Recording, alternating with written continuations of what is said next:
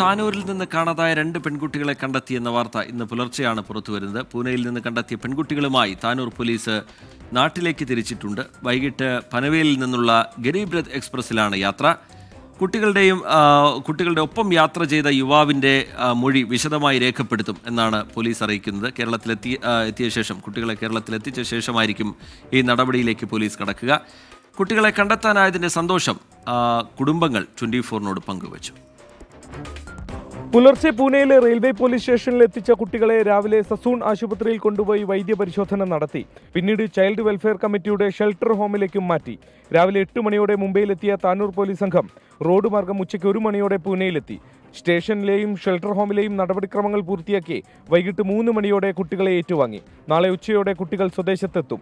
കോടതിയിൽ ഹാജരാക്കിയ ശേഷം രക്ഷിതാക്കൾക്ക് വിട്ടു നൽകും. ഒരു ഈവനിങ്ങിൽ തിരിച്ച് ഫ്ലൈറ്റ് അവൈലബിലിറ്റി പരിമിതമാണ്.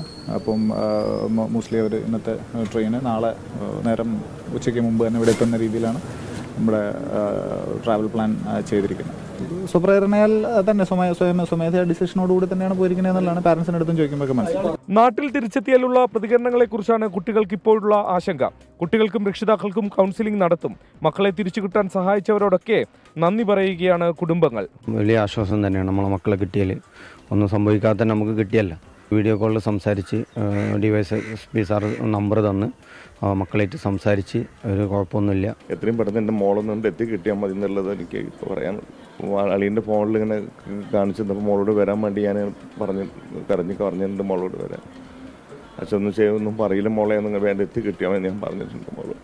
കുട്ടികളോടൊപ്പം യാത്ര ചെയ്ത യുവാവിന് ക്രിമിനൽ പശ്ചാത്തലമുള്ളതായി വിവരമില്ല. നാട്ടിലെത്തുന്ന മുറയ്ക്ക് ഇയാളെയും ചോദ്യം ചെയ്യും. സാധാരണ ജീവിതത്തിലേക്കുള്ള മടക്കം കൂടിയാണ് പെൺകുട്ടികൾക്ക് ഉണ്ടാവേണ്ടത്. അനുഭാവപൂർവ്വമുള്ള ഒരു കരുതൽ അവർക്ക് കിട്ടേണ്ടതുമുണ്ട്. പൂനെയിലെ റെയിൽവേ സ്റ്റേഷനിൽ നിന്നും വരുൺ വടശ്ശേരിക്കരയ്ക്കൊപ്പം ശ്രീനാഥ് ചന്ദ്രൻ, 24.